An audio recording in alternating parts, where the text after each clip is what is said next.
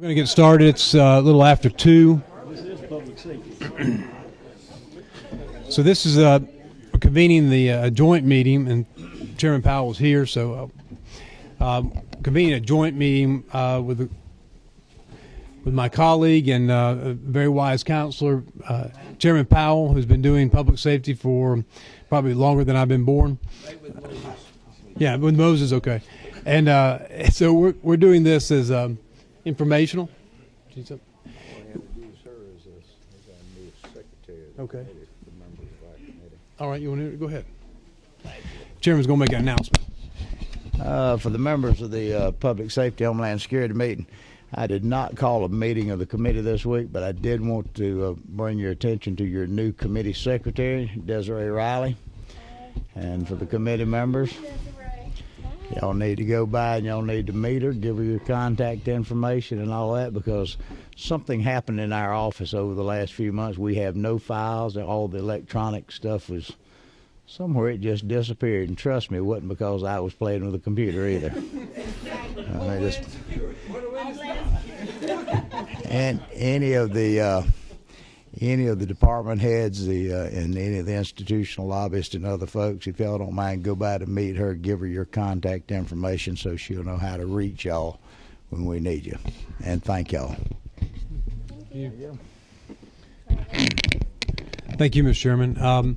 So, ladies and gentlemen, just as a way of brief introduction, in light of what has been occurring across both the United States and abroad, it has been a concern of members of both committees that in light of San Bernardino and Paris and many other terrorist acts that have occurred, even just recently in Europe, we thought it was appropriate that in the first week of the session to take a look at our anti-terrorism preparedness. And so with this, Chairman Powell and I thought we would convene these two committees to take a look at this issue, and with the great courtesy of several of our departments to speak on this, we appreciate them being here today to talk on this topic.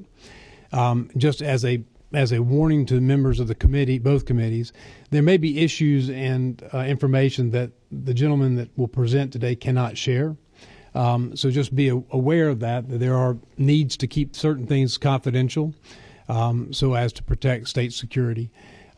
With that, just bear that in mind as you ask questions, if you have questions. Without anything further, I'd like to go ahead and ask that we hear from Director Butterworth from GEMA. We have him first on our agenda of today. So the Georgia Emergency Management Agency, we thank you, Director Butterworth, for coming. Thank you, Mr. Chairman. Hello, Mr. Chairman. Members of the committee, thank you all for your service. Can you hear me okay? Yes, sir. And to my friends and counterparts in the room as well, it's definitely a great opportunity to be here and share with you a little bit. I think at the outset, the thing that I would say as a representative of the Emergency Management and Homeland Security counterparts in the room and our agency specifically, if you would, I'm going to touch on background, our partnerships, and specifically on funding. And for the most part, I think the best thing for you all to do is to view us as the facilitators. In many respects, what we do is operate through and in and amongst the grant world and make sure that plans are available on the shelf, that exercises take place, that the training occurs, that the individuals that are out on the front lines, whether that be with our pseudo-federal counterparts in the National Guard or our specific state counterparts in the Georgia State Patrol, Department of Natural Resources, the Georgia Bureau of Investigation, whatever that might be, we are the facilitators in many regards. So I think that's kind of the 35,000-foot perspective that I'd give you. And so with that, to dig down just a little bit further, maybe from 35,000 to 20,000 or so, background-wise, since 9/11, there have been a number of different efforts that have gone forward. I think you're going to hear from Director Keenan about the what is commonly referred to as the Fusion Center. I think a few of you have had the opportunity to go visit and see some parts of the Fusion Center itself. It's more specifically referred to as the Georgia Information Sharing and Analysis Center. Several of the individuals that work there are here in the room. I will tell you that about $1.2 million is passed through the Emergency Management Homeland Security Agency to make that GBI, specific GBI function work in the GSAC facility itself. So a lot of federal funds go to the individuals and the operation, about 6 or so, and again, don't want to steal any of the, Director Keenan's thunder, but that is definitely one of the great things that has come in the post 9/11 era, and that was really when the funding started for that specific effort. Homeland Security Task Force is another one of the efforts that we engage in, and that consists of about the task force itself consists of a number of individuals. We meet quarterly. Out of that comes a great partnership from the local, state, and federal level that enables us to not trade business cards. God forbid, when an event does take place, we're not trading business cards at the scene of the issue. We have a good working knowledge of each other. We know we're all on a first name basis, and we're all understanding what functions are, and that's coming from a little bit of an operational background myself. That is definitely a critical piece. The standardization part of that is definitely critical. Mission-wise, reduce Georgia's vulnerability to terrorism attacks, and in the event of an attack, minimize the damage and facilitate in the recovery efforts themselves. And again, through that, the partnerships that we just touched on with the Homeland Security Task Force is definitely one of the keys. The Homeland Security Task Force is ideally made up of 14 representatives from different parts that would be key functions and key operators in that in some type of Homeland Security event. But out of that also flows individuals. They come to the meetings. We have reason to visit, to see different facilities similar to the ones that you all have visited, and others as well, and understand capabilities. We get briefings, and we'd love to have you come visit with us as your time allows, either during the session or after the session. You're always welcome, and I think several of you have received invitations in the past, and we'll continue to do that, and we'll expand that as well. Counterterrorism Task Force, the CTTF, is another one of the partnerships that has kind of grown out of the post 9/11 era. Consists of 160 members. All of those members represent different capabilities, whether that be canine and EOD disposal type capabilities, or search and recovery type events, or further intelligence into what might be currently available and what level that might be under. Putting everybody in the room and having that conversation. That's what the CTTF does on a regular basis. Since 9/11, about $480 million has come to the state of Georgia specifically. And of that, 80%, it is in law that 80% of that amount of money, and again, it recurs on an annual basis, that those grant fundings come through us and we disperse those. 80% have to go to your local constituents. That's the requirement, is that 80% of that is spent locally. We are able to spend 20% of that at the state level, but in all honesty, every function that we have, we can directly relate it back to a city or a county, and I think that's the way that our organization should operate. We ultimately it flows out to the 10.5 million people that live in the state of Georgia. And have several other examples. Some of the things I've already touched on. The Fusion Center itself, search and rescue, I mentioned that as well. 15 heavy search and rescue teams in Georgia, again facilitated and to some extent with oversight from our agency to ensure that the funds are spent appropriately, and we have that amount of continual contact. Hazmat, we have over 50 hazmat teams in the state of Georgia, and then I mentioned the explosive ordnance disposal teams as well. I think there are a couple of those representatives in the room. So those are my prepared comments, and I hope that might generate some further discussion. And again, I do appreciate the interest that you all have, both in bringing this meeting together, but also in the fact that you all are here and coming and attending and listening to what the other folks that are much more important than I am in the room have to say on this topic. So with that, Mr. Chairman, it completes my prepared remarks. Thank you, Director. Any questions? Representative Rogers. Quick question for you. I know that you guys aided the state of South Carolina when they had the problems. Could you just touch on that just a second? Sure. I know that you and I talked about it privately. Yes, sir. It was a real, you said, learning experience for you and everything. Let me just go on the record and say I commend you for that. I think it's a great thing how we've helped them out. Hopefully they won't have to reciprocate, but touch on that a little bit. Sure, and that, thank you, Representative, and thank you for serving us in Habersham County well. So we appreciate you continuing to do that. That was a unique opportunity for us to go and be observers, and that was my intent at the outset. And I literally drove to South Carolina as it was still in the continuous rain that they had, but also to see my counterpart in South Carolina. His name's Kim Stinson, and also General Gerard's counterpart in South Carolina, the Adjutant General over there, and how they work together. And it was we ended up, quite frankly, it went initially as an observation team. We ended up having a number of individuals, not just from GEMA Homeland Security, but from even local municipalities and counties that went and participated for up to 90 days continuously to support the state recovery effort. And this is shifting gears slightly into the emergency management side as opposed to the Homeland Security side. But ultimately the whole thing ends up being a Homeland Security event, because you never know when the two might collide, so to speak. So we did. Our team did support extensively, and it was a unique opportunity for us to, quite frankly, go to school on them.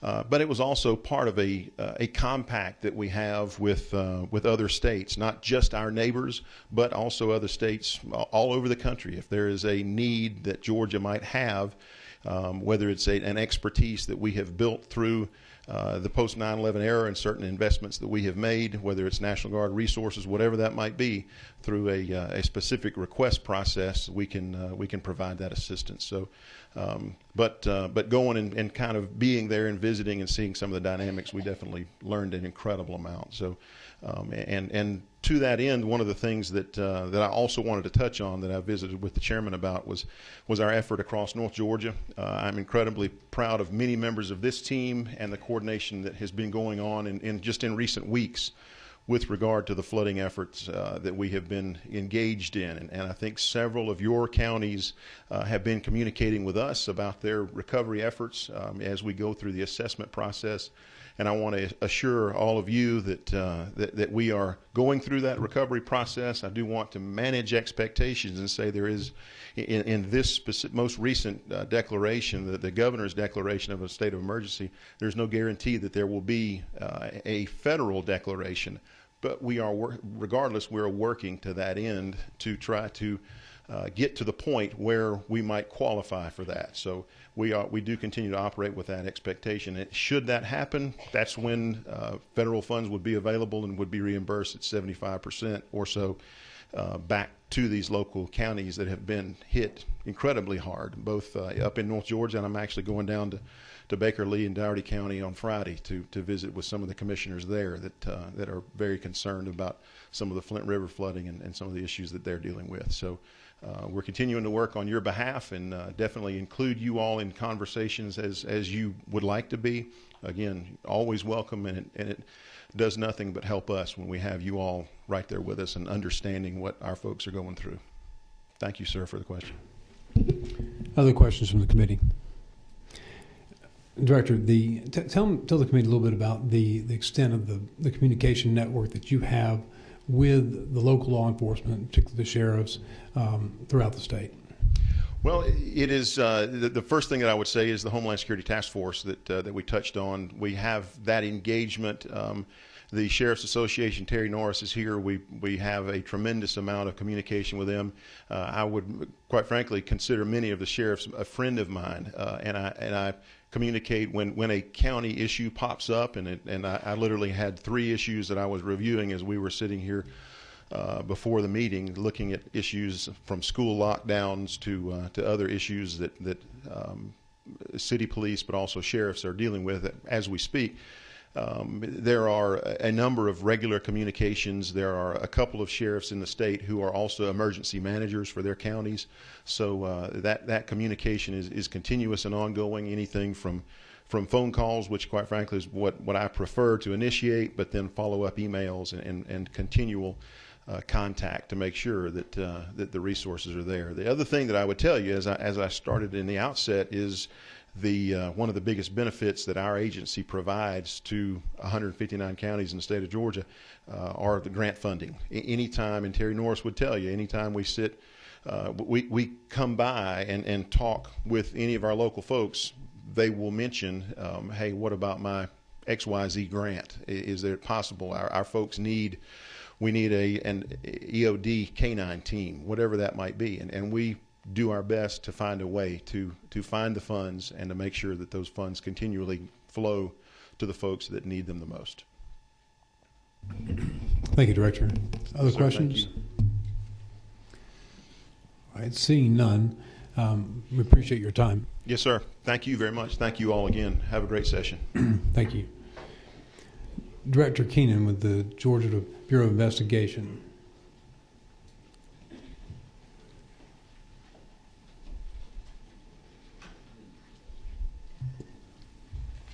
Mr. Chairman, members of the committee, thanks for the opportunity to come in and talk about what the Georgia Bureau of Investigation does in the area of counterterrorism. I started out to be a history professor and got sidetracked 44 years ago, but that's still my field of interest, so I look at things through the prism of a historian. And I want to start out my presentation by talking about where we were at and where we are now. When 9/11 occurred, nation's law enforcement went into shock, as did the intelligence community and the entire federal apparatus that had responsibility for protecting citizens. Prior to 9/11, the FBI continues to be the lead agency in counterterrorism investigations. But within the FBI, there was a wall, and they had the intelligence side of the FBI, and you had the investigative side of the FBI, and they were not allowed to talk to each other. In addition to that, the intelligence side was not allowed to give information to state and local law enforcement. So we had many barriers which existed in providing relevant information to state and local law enforcement about what was happening in the area of terrorism and threats against the nation. 9/11 Department of Homeland Security did not exist. Of course, it does now. In fact, it's the second largest law enforcement agency in the United States, second to the FBI, federal-wise. So we had many barriers which existed. So, and if we, all of us in law enforcement who were working during that time, we look back about what occurred after 9/11. Law enforcement at the state and local level started doing things that were basically meaningless. We were guarding underpasses on the interstate.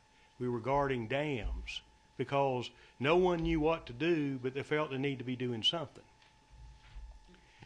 Everyone recognized that the barriers to sharing of information had to come down, or we were not going to be able to protect our communities, our state, nor our nation. So independently of each other, the states started developing centers to share information, to collect information, analyze information, and then share that information independently. The federal government did not lead this effort, the states did, state in certain regions. Georgia was the fourth state to set up a center to share analyze and share information. Now there's 78 across the United States. Each state is required, the governor in each state is required to designate the primary fusion center for the state, this sharing center. Georgia's fortunate because they only have one. Some states have 3 or 4 different centers, but each state has a primary center. So independently of each other, and we're the 4th state to set up, we establish essentially the same thing. A unit which is dedicated to having local and state law enforcement work together, partner with federal law enforcement for the purpose of collecting information, analyzing information, and then sharing that information.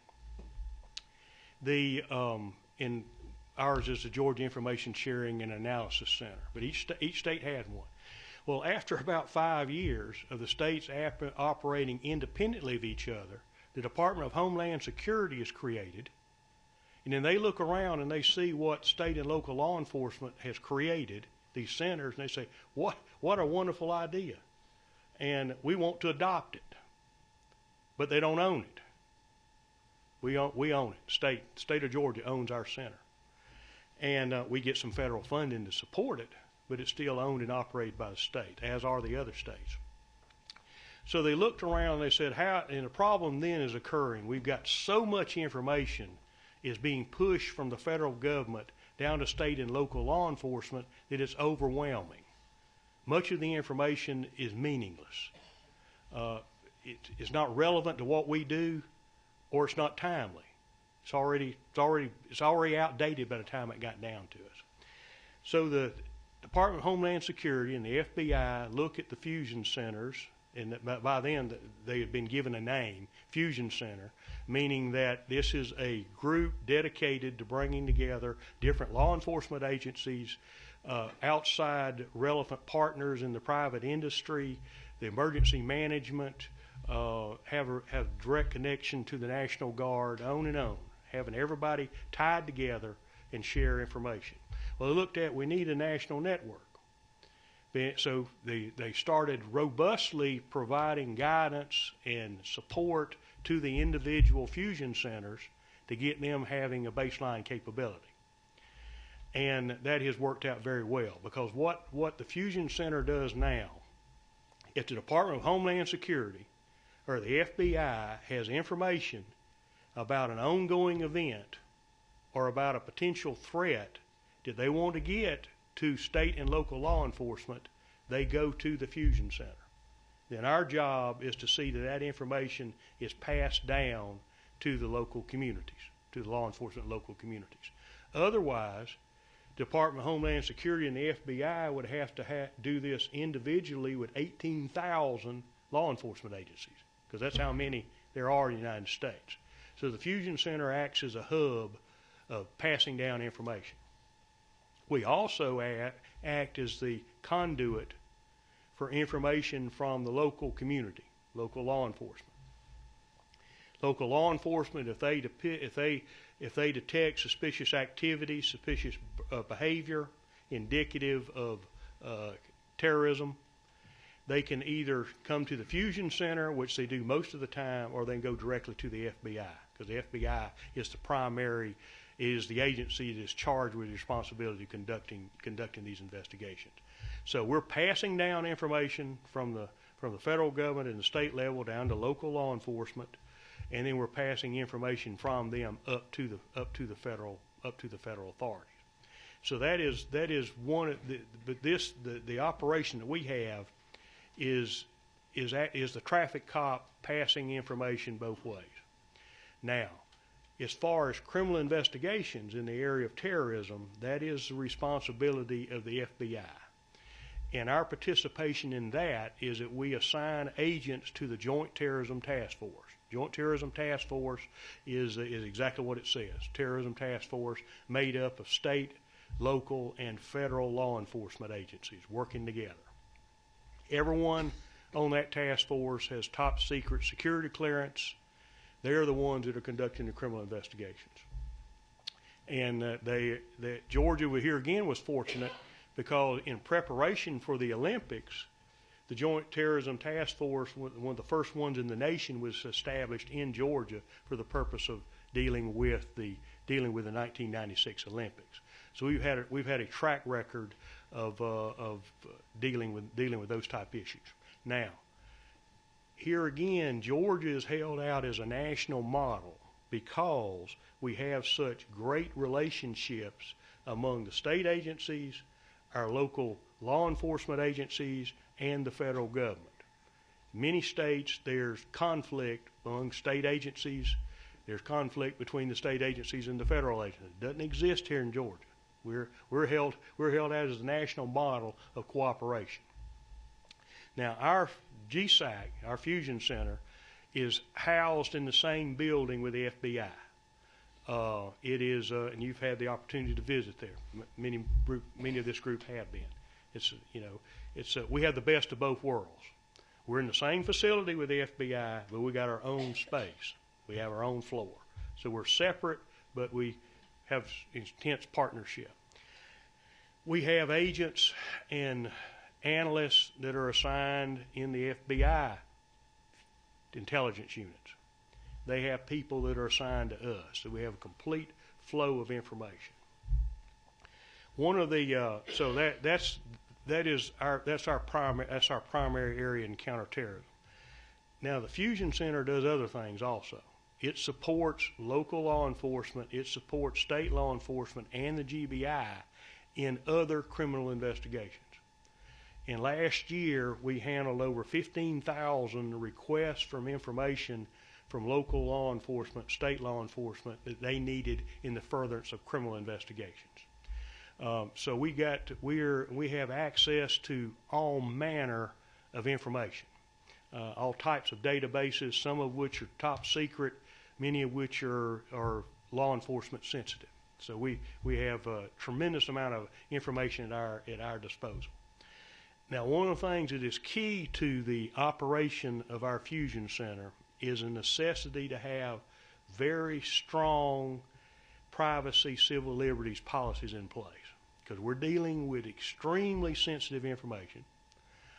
It goes beyond criminal investigative data. When you're dealing with intelligence information, which is information that is where there's reasonable suspicion, not probable cause, but reasonable suspicion that a person or organization is involved in criminal activity, that's a lesser standard than what we deal with in criminal sides. It makes it very, very sensitive.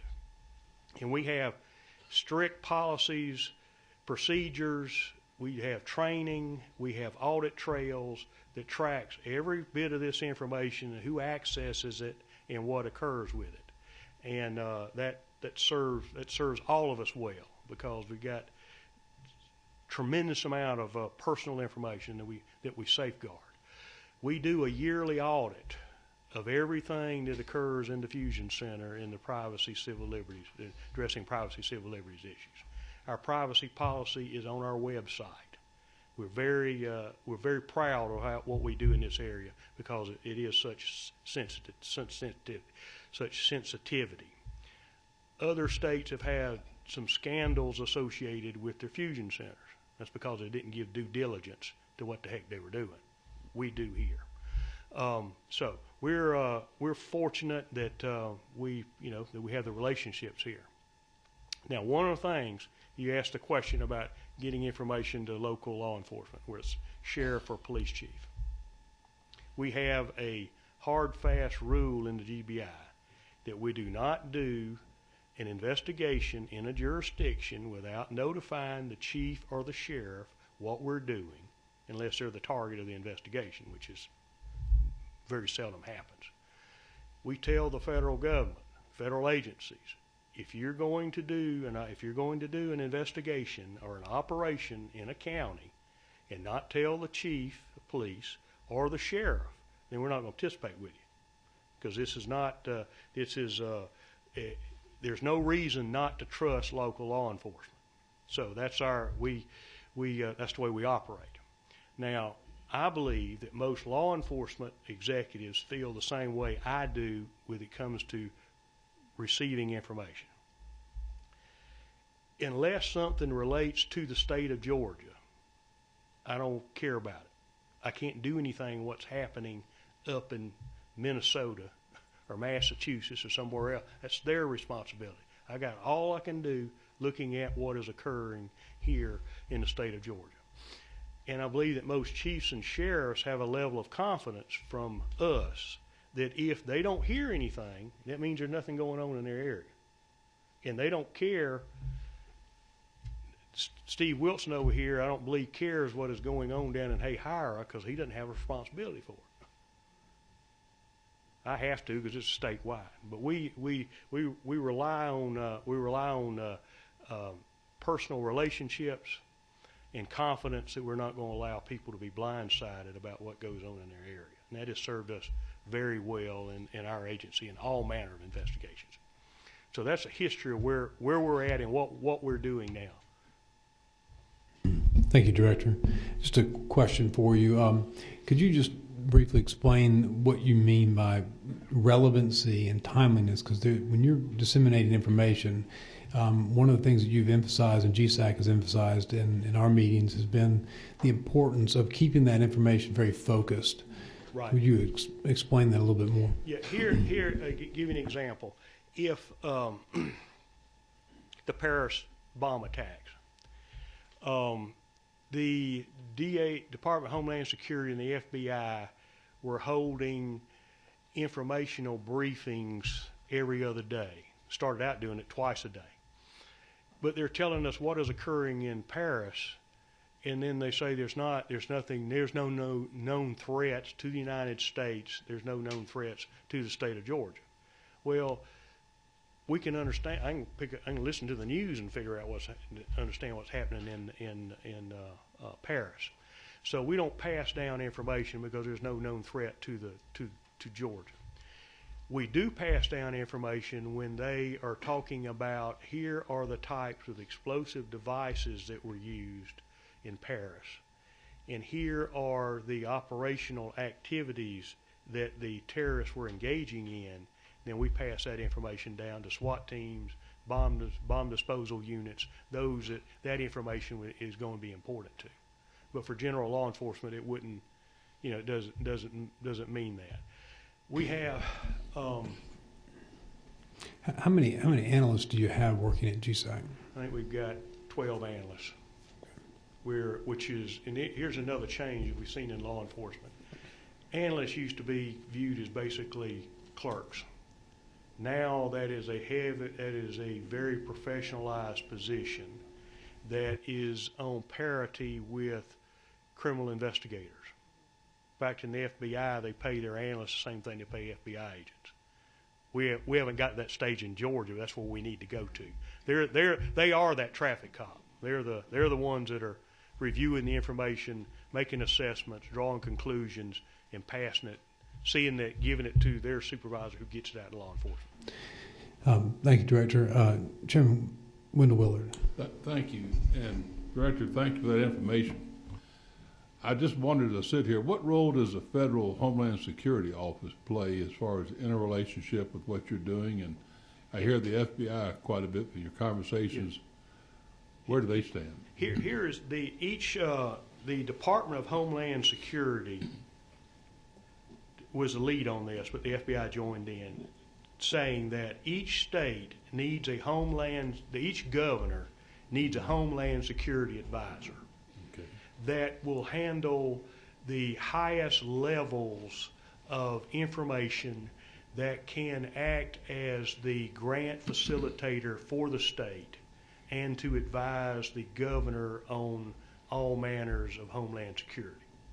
And of course in Georgia, the Director of Emergency Management is dual-hatted. They are the emergency management and they are the Homeland Security advisor. Yes.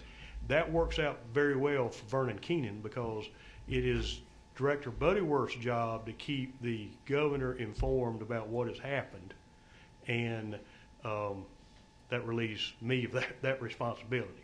And he also manages the grants on behalf of the governor, and he sorts through that information to determine what is appropriate to pass on to the political leadership. So they're mostly a source of funding of grants. That correct, and specific purpose. Right, and coordination. They are coordination. Right. Okay. Here, because in Georgia we have all these, and you've got the agencies here that have each one has responsibilities in the area of public safety or homeland security. Department of Public Safety, Department of Natural Resources, Georgia National Guard. We're all independent agencies. We all answer to the governor, but we answer to him separately. So if there is a major event that occurs in Georgia, the governor then would fall back on an executive order, which he has, which says that all these various agencies, and Department of Transportation included in this, will answer to the governor through the Georgia Emergency Management Director, because he's then acting as the chief of staff for the governor. Otherwise, the governor would have to step in and do it himself. You know, but this works out well. And we've done this. We've used this in the G8 summit. That was the command structure. That everyone knows that the governor says this is the director of emergency management is to be the commander of all these state agencies, and we all work together. We sit at the table together, but that's the command structure. Thank you, Director. Follow up, Chairman? Thank you, Chairman. Representative Williams. Thank you, Mr. Chairman. Thank you, Mr. Director. Yes, sir. Am I clear enough? Question. When you're deciding, and I'm trying to think how to put this, and when resources are allocated, how are the decisions made? Say, in my area, port, sometimes considered very vulnerable, or not necessarily vulnerable, but a likely spot, wreak havoc, or near military posts, like I am in Liberty County. How do you decide where resources are going to be prepared and be proactive? What we do is we have an agent and analysts that are dedicated to specific areas, one of which is the port. And then they will become subject matter experts in port security and are sensitive to the threats that would be directed at a port. And then they have the relationships with the Port Authority police so that they're working together, seamlessly. Okay. But that area, I mean, that's easy one because we know that's a vulnerable part. Other parts of the state, we don't know where. We don't have any idea where the incident will happen. Okay. Follow up, Mr. Chairman. Yes. In certain areas, and I probably would have laughed at this a few years ago, but when you're around a sensitive area like a port or a military base, and folks don't necessarily have to go on. We have such a high percentage of military people that live off of the compound. There's great security to get on, but folks that are off. And I often worry about, in my area, how folk are attracted to the area, and we're really very vulnerable because if you want some publicity, you do something around a major military installation. You're right. It becomes a high-profile event, and we work very closely with the military Criminal Intelligence Division and the Naval Service. We got a great relationship with that. We had down in your area. We worked a criminal investigation was a double murder, and that murder investigation led to a group that was operating active duty military at Fort Stewart that were engaged in anti-government activities, including a plan to assassinate the President of the United States. And that criminal investigation led to that cell of active duty military that had a plan to overthrow the base. And we've prosecuted and convicted all of them. But we work closely, of course, with the military on that. So. Good. That was a heck of a case there. Yes, sir, it was. Representative Atwood. I just wanted to add a little bit, and thank you, Yes, sir. Director.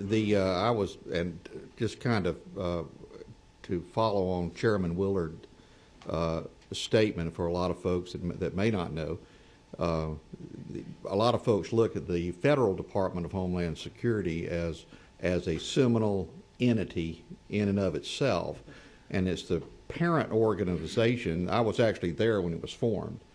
Back then, we joined together about 23 separate organizations: Secret Service, Customs, Border Patrol. We took some agencies and joined them together, both immigration and customs inspectors and the agents, and Coast Guard, and it went on and on down the line. So I applaud you. I've seen what you've done, and I just wanted to add that I think you made a statement that you were kind of caught with your pants down or something. The local law enforcement, the feds were too. Yeah. We were there, and they put that big mothership of Homeland Security together. So it's designed to help coordinate those various federal entities in addition to what y'all are doing. And I just think you're doing a great job from what I see. Thank you. Thank you. But correct me if I'm wrong, what I heard you say, though, was that the states, Georgia included, started those fusion centers, those communication centers, right after post 9/11. Right.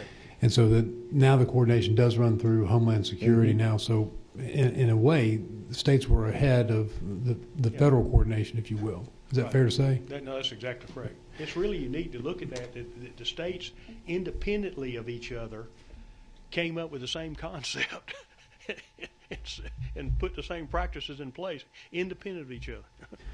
Representative Frazier.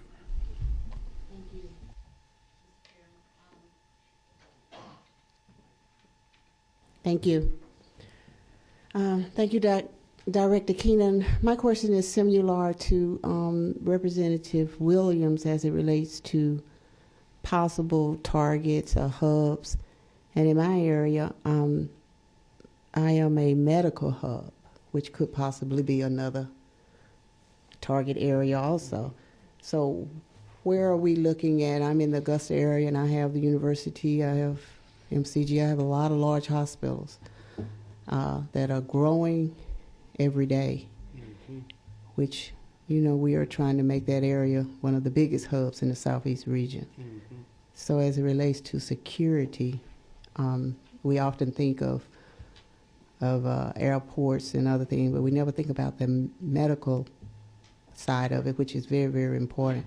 Where are we with looking at security for those areas? We've actually doing very well in that area because many of the medical facilities have their in-house police, and we work with them.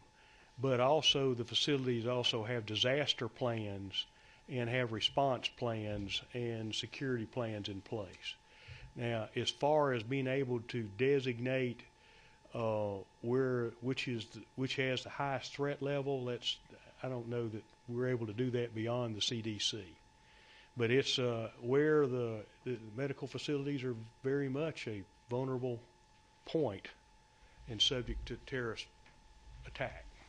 So but they have in-house disaster plans, and anytime we get any information that remotely relates to something that would occur at a medical facility, then we pass that information down to them. To follow up. Yes, ma'am. And also, we do have the Cyber Command at Fort Gordon. They do, and that is a plus for us also. Absolutely. Yeah. Thank goodness we have the crime laboratory for the Department of Defense here in Atlanta. They consolidated all of that, so states there's a lot going on with it. Don't you also have I guess a division of GBIs located in Augusta? Is that right? Do you have an office there? Yeah, we do have one near Augusta. Okay. Yes. Yeah, a field office there. Mm-hmm. Yeah. It's important every time we have meetings with the FBI and Department of Homeland Security, they start out by saying the first line of defense is state and local law enforcement. Which we all know that, and that's who they rely on. But quite frankly, to take care of the community. Thank you, Director. Any other questions from the committee? Seeing none, if you would, Mr. Director, if you don't mind, I'd like to just recognize, and I meant to do this with Director Butterworth as well, but would you mind asking the members of the GBI that are here today to just to stand so that we can recognize them? I just want Yeah, folks, if you'll stand and That's classified. yeah, introduce yourself and what you do. They're wearing nameplates.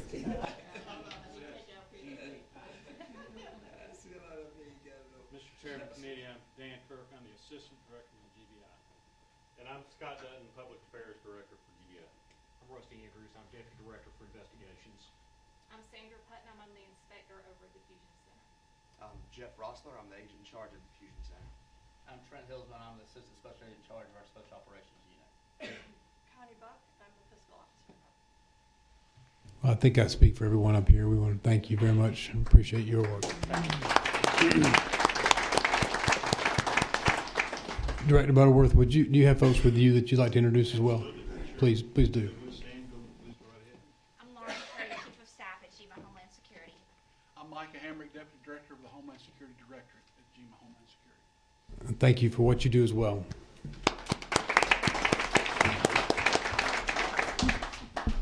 Next on our list is our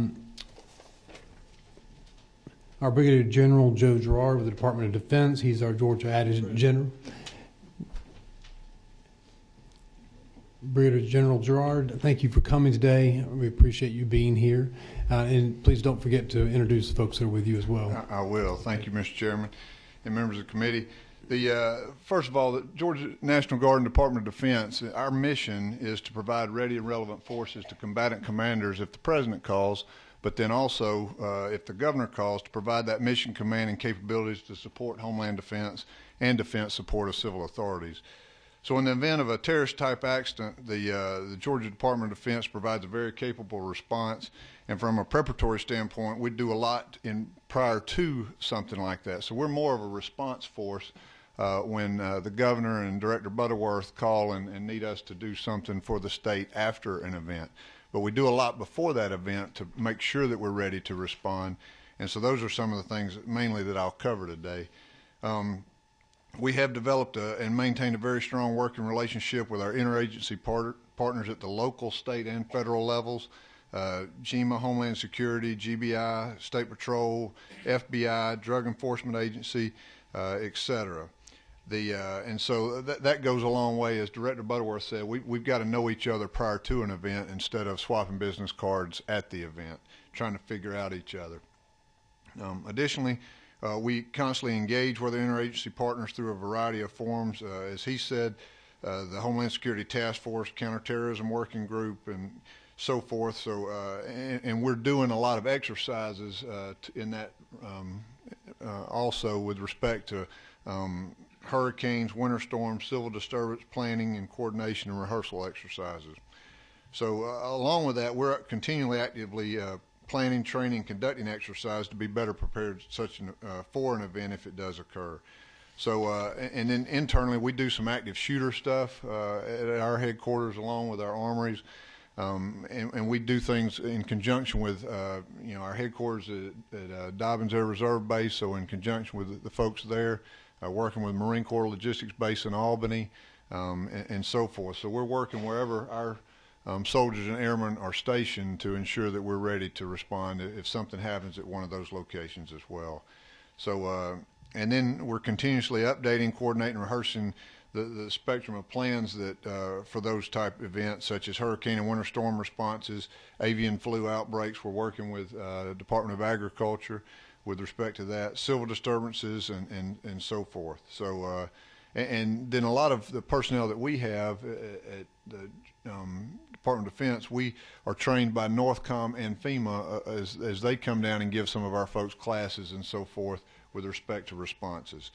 So, and then our full-time and staff and traditional guardsmen as well are trained and familiar with incident command systems and routinely participate in joint operation command post exercises. So, over the course of the next 14 months, we will conduct validation exercises for our National Guard response force, and that is within 8 hours we've got to have 100 guardsmen ready to riot gear, et cetera, ready to respond, and within an additional 100 guardsmen at the 24-hour mark. Through our rehearsals, we think we're going to get quite a bit more than that, and we're prepared to get about 500 with riot gear to an incident if necessary.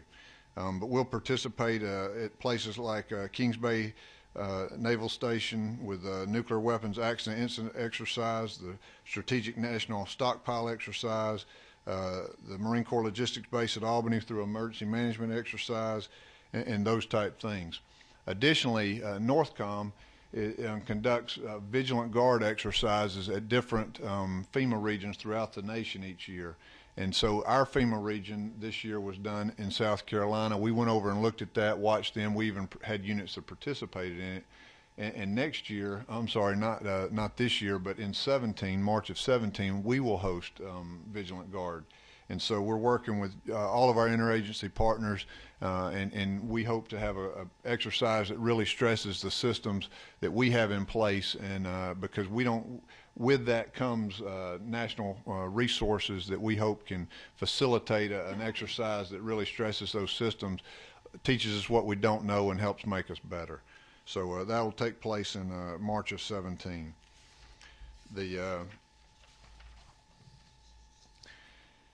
And then while we're engaged with our interagency partners in conducting those type things, we're cognizant of the potential threats to our soldiers and airmen already. And to address Representative Williams' comment a minute ago, there's a lot of things going on that the public doesn't know about. And so there were some incidents out close to our headquarters that we were notified about by our interagency partners. And so through that GSAC and all that communication, those that are going to speak to you today are constantly talking and communicating. And so we've got great relationships, and so we're notified, and then we respond with respect to those type of intelligence feeds.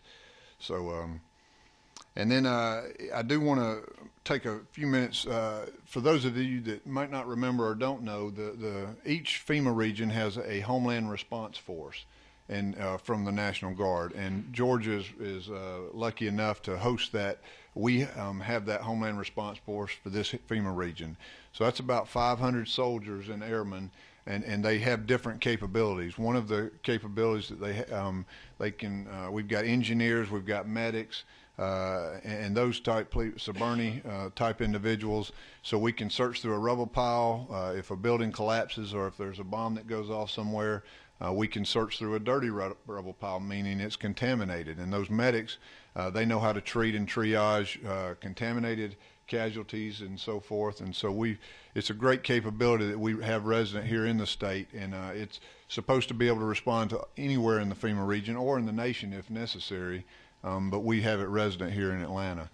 Each National Guard in all the 54 also houses a civil support team, and that's 22 individuals, full-time personnel, and they do a great job as well. I call them our CSI Atlanta team. They've got that got technical equipment that can test a white powder substance at a judge office, those type things. They sweep the stadiums for big sporting events or any type large event where there's going to be a large crowd there and so forth, in conjunction with GBI and the FBI and so forth. I'm really proud of our team. They're going to go out to Idaho this summer, take I think about 6 or 7 members of Director Keenan's team with them, and they're going to explode a radiological bomb, actually suit up, and that'll be the first time a CST team has done that in the nation, and respond to that and test it and so forth. So. And along with training some of the GBI folks with them. So really doing cutting edge type things. And then with respect to cyber, Georgia has one of the 10 Army National Guard cyber protection teams. And so I've been over to Fort Gordon, sat down with General Fogarty a couple of times, and we are working. We've got air guardsmen that are stationed there on Fort Gordon that work at the NSA. And so we're developing a cyber protection team and we're working in conjunction with our interagency partners on that as well, to build that capability and hopefully not only help the state out with respect to state agencies, but also some of private organizations as well if necessary and so forth. So with that, I'll stop and take questions.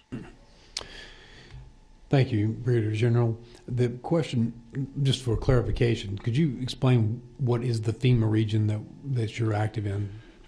I'm going to mess it up. We're FEMA Region 4, and I guess it's South Carolina, North Carolina, Tennessee, Alabama, Florida, maybe Puerto Rico, isn't it? Just go SEC. There you go. So yeah, and I thought that would be important for everybody to understand that this is not Georgia. yeah, exactly. We're talking about the southeastern states, so it's a pretty big deal. Thank you again, Representative Williams. Thank you, Mr. Chairman. I have a great interest in this. That's why I keep asking, but thank you, gentlemen, for all you do. Now, nobody here from the National Guard or even from our state patrol, anyone was on their watch during 9/11. What puzzles me, and not just as a state representative, but as a citizen, is that after, in spite of millions and billions, after every major disaster or problem in this country that I can remember, the words "caught with our pants down." I'm waiting for the britches to get up. I like what I'm hearing. But every report afterwards, you can go back to Pearl Harbor and come forward. We're always caught. Are we being proactive enough? And we got all these analysts out here now. We got all these boots on the ground. To be very honest with you, most of us, we interact so close until sometimes we get so close until we're not truthful with each other. The American people and Georgians expect more. They want us to have our britches up and buckled for a change. I'm not sure I'm the person to answer that question. I will tell you, our fusion center, as Director Keenan just spoke about, is getting after it pretty good, and so I feel confident to that. Now, you know, it's always easy to sit here and say more resources gets you more prepared, and so and that's a true statement. If he had more analysts, they'd be getting after it more than they are right now. So, you know, I will tell you that the Guard is prepared to respond.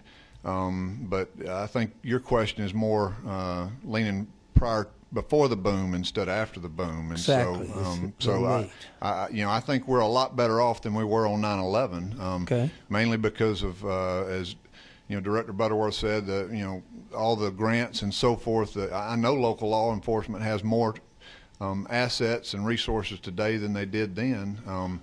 But you know, I can only give you my opinion with respect to you know, if we're going to be able to catch him before something happens. Along those lines, I think it's noteworthy to say that, you know, if your pants are always down, you're going to stumble a lot, and frequently. What we don't have is what we haven't had is that we've noticed that there's the number of incidences that probably have occurred that have been detected ahead of time and diffused ahead of time, whether they're a bomb, a shooter, a potential lockdown of a school. I imagine those numbers are quite significant, and I think it's a testimony to the team that we have out there working day in and day out, 24/7, to protect this state and protect our nation. So it's what doesn't get documented. I don't think it's enough publicity. Is all the times that something has stopped and thwarted.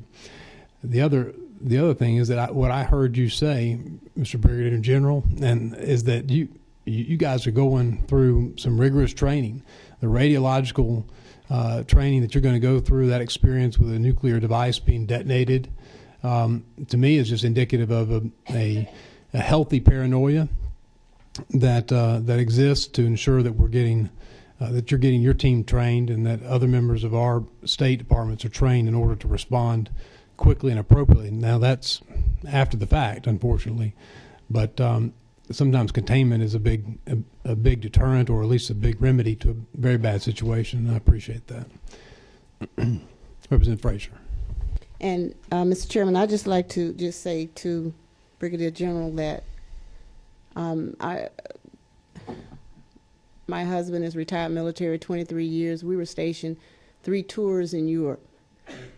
So I'm used to the presence of police force all over the place. So America might have to get to that point where we might have to start having police force out there all the time. It's okay. It makes you very comfortable when you see the dogs in big gatherings at stadiums, and they're not there. They sweep before and they sweep during and after games. They're there the whole time, and it's a lot of them. I appreciate the K-9s. And the police officers that are present. So we're getting to a portion now where we might have to get into that mode, because we are a free country and we are targets right now. Thank you, Representative. Any other questions from members? Representative Holcomb. Thank you, Mr. Chairman. Thank you for your remarks, General Gerard.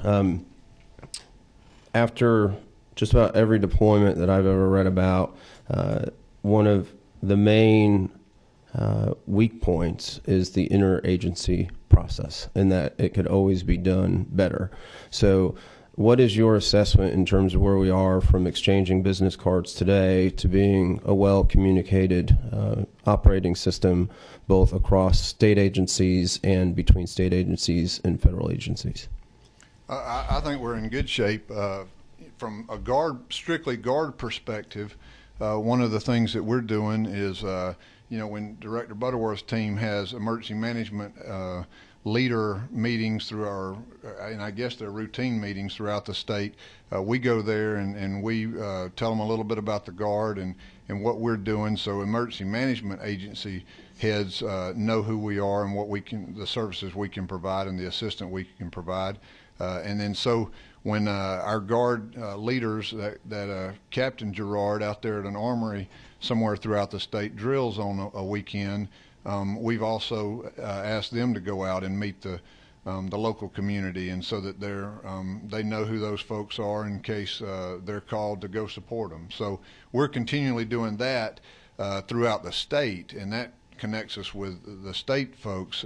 But as far as the interagency up here with the folks in the room especially, I think it's as good. We work together all the time. I mean, our staffs are constantly communicating, probably on a daily basis, so I think we're in pretty good shape with respect to that. Great, thank you. And I know Director Butterworth has a pretty good understanding of the Guard's capacities. He does. Yeah. I'll throw in, if I can, Mr. Chairman, we're the best in the country. I'm a little biased, but I promise. I agree. I still can't get over you not getting the flight suit. This is my final Representative Gravely. Thank you, Mr. Chairman. General, thank you very much. Director Butterworth, Director Keenan, and all your staff. Really appreciate what y'all do. I'm thankful that you all took the time to be here with us today. And maybe this is and I don't know if it maybe goes back to the Director Keenan, but I was interested when you said that an effort had been, or a plot rather, had been thwarted, the active duty military. Was that due to the fusion connection, the communication? How was that uncovered? Was it due to local law enforcement? Was it? We were conducting a double murder investigation, and in the process of doing the murder investigation, uncovered information which led to, the Fusion Center was involved in this, led to uncovering the plot of active duty military with a plan to seize the base and overthrow the government, kill the president. And that received national attention, not as much attention in Georgia as it did nationally, to have something like that happen. But that speaks to the importance of state and local law enforcement doing their normal duties, and then when they uncover information that relates to terrorism, to see that information gets passed on to people who can act on it, who have a responsibility to act on it. And in this case, it was the Fusion Center tying in the Army CID, the FBI, ATF, all of us worked the case. Convicted 7+ people for the plot. And to speak to Chairman Welch's point. Did you slide right over that? Yeah, to the point. The nation collectively has done very well in detecting plots against Homeland Security and acting on it. There have been many arrests made. What is of concern to everyone is those unknown actors that are out there that we don't know about, that are on no one's radar screen, and don't know how we're going to figure out who they are. That's a terrifying point. Every time we have briefings with the federal agencies, this is what they say is the primary threat to the United States is the homegrown terrorists in our community that no one knows about. Sometimes we're fortunate they'll take a step that we're able to detect and act on it. And other times, like San Bernardino, they commit a crime, and then we're doing the catch up. So very serious environment the United States is in. Georgia's no worse than anyone else. We're better off because we've got processes and we got cooperation. Serious environment the country's in.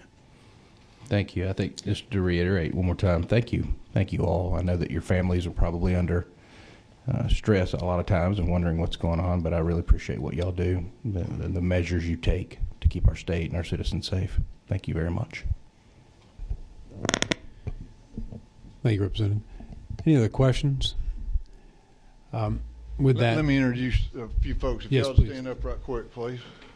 Go ahead, Brock. I'm Colonel Brock Gasson. I'm the Chief of the Joint Staff. Haley Bollinger, and a legislative liaison for the Georgia Department of Defense. Kenley Finlayson, Finance Director.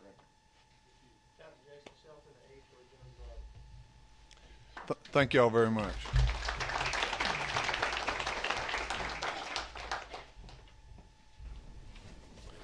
Our Commissioner of Public Safety, Colonel Mark McDonough.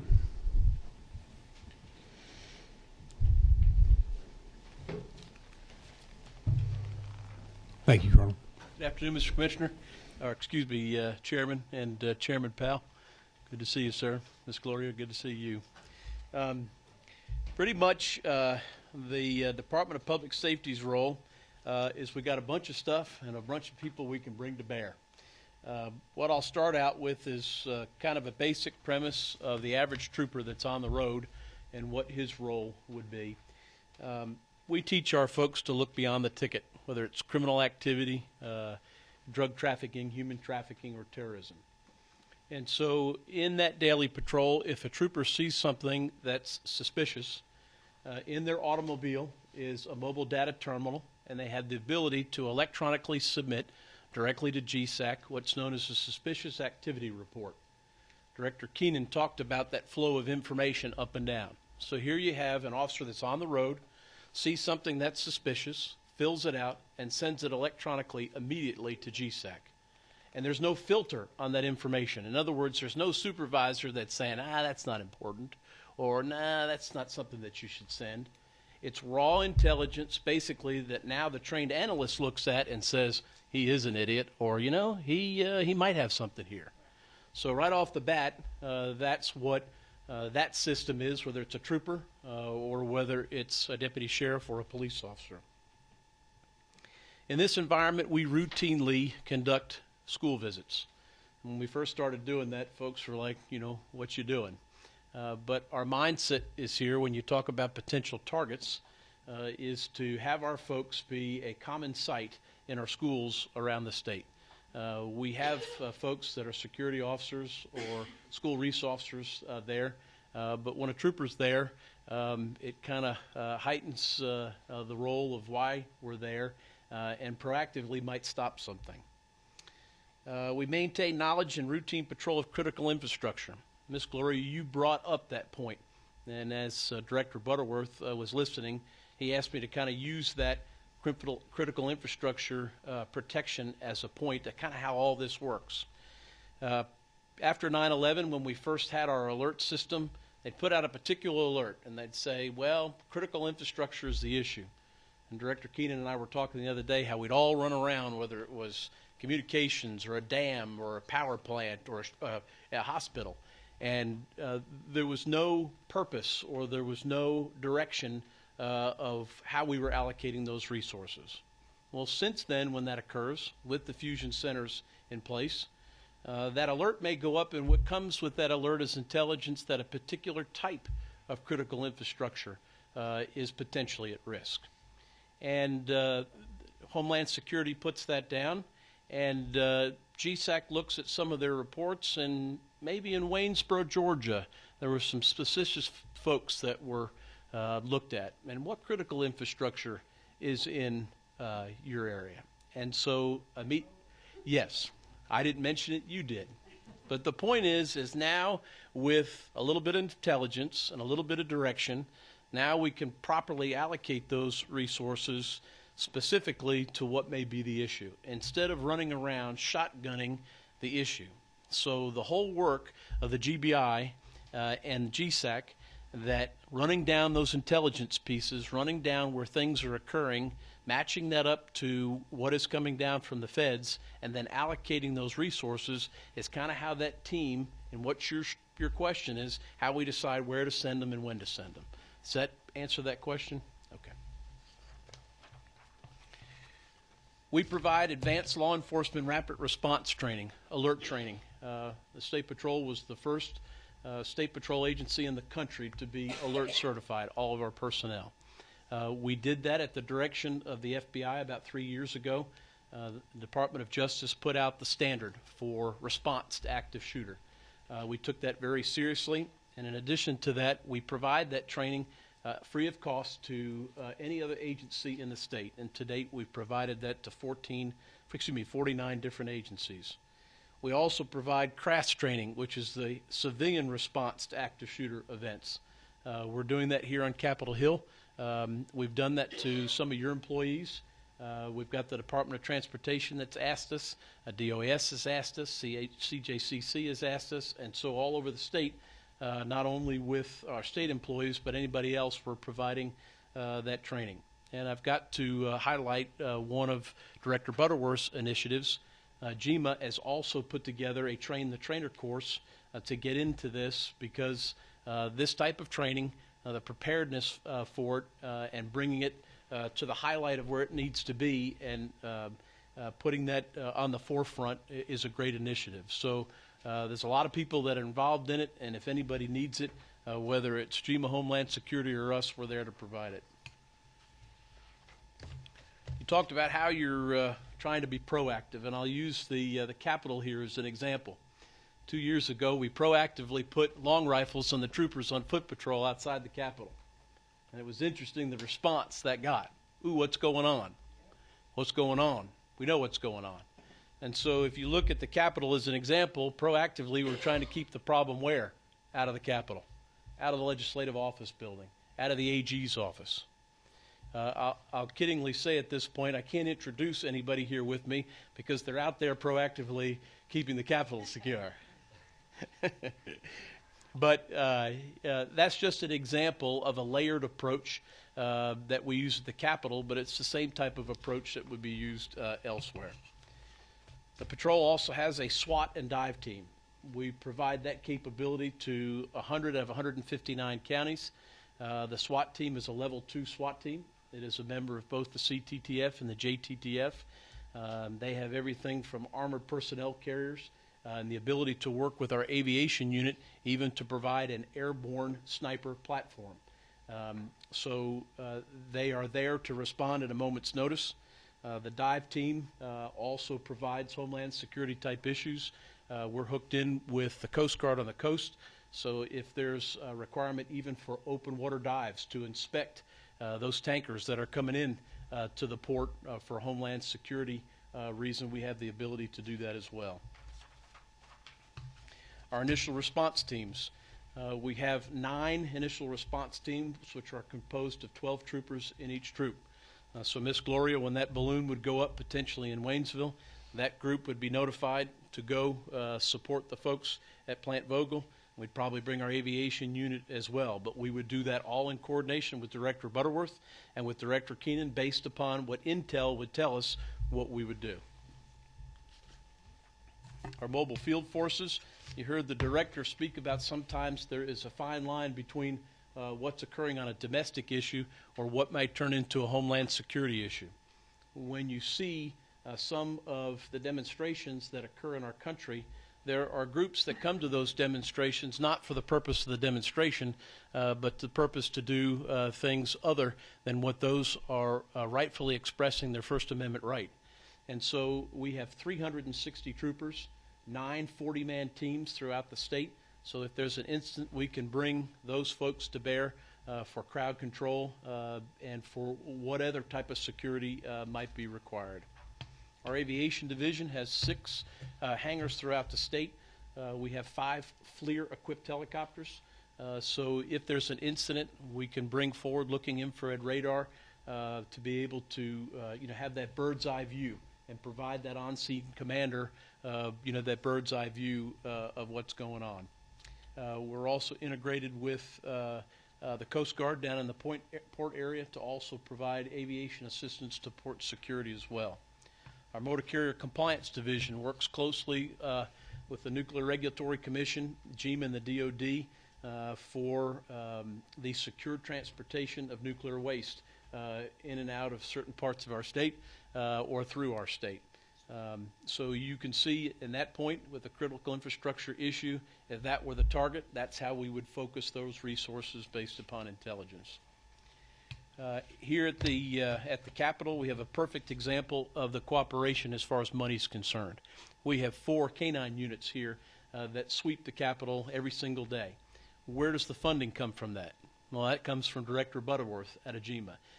Not only the dogs, but the vehicles, even money for food, their cages, their kennels at home. All of that has been provided through grants that Director Butterworth has control over. They also serve that as those football games that you were talking about, that they also use that asset when they're not here at the Capitol to assist in that effort. The same is with money that's provided to the GBI for their EOD effort.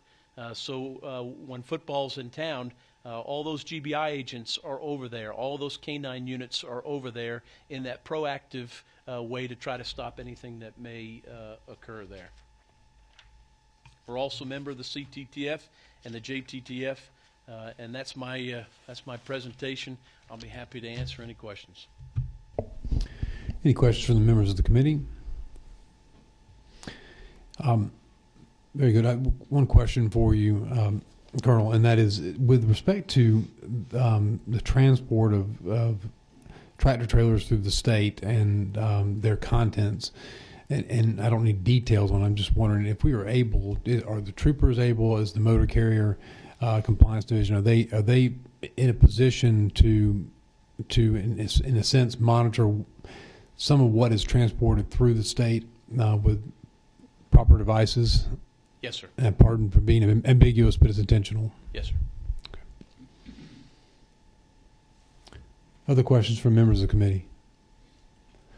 With that, I'd like to thank you. And you said you had no one here with you? Oh, no, sir. Yes, we should. Thank you. Shake a trooper's hand on the way out the door today. Colonel, when you say you don't have anybody here, I think I see a couple of my constituents back there, and they seem, and they quite snuck frankly, in on me.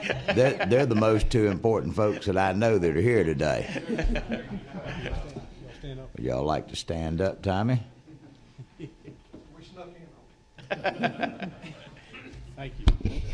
Tommy Waldrop is the commanding officer of the State Patrol. When you look at our structure, all of the post structure, all the troopers in the state that work the field, that's who Tommy is over. Tommy's got almost 28 years of experience. He's come up through the ranks. His dad was Boss Waldrop. He was the post commander over in Villarica for years and years and years, and the sheriff as well. His whole family is a law enforcement family. And I think that's Jason Johnson. Jason is our chief financial officer. Yes, we do have enough smarts within a blue shirt to keep track of our money. Thank you, Colonel. I do want to talk to y'all later about Sheriff Powell's driving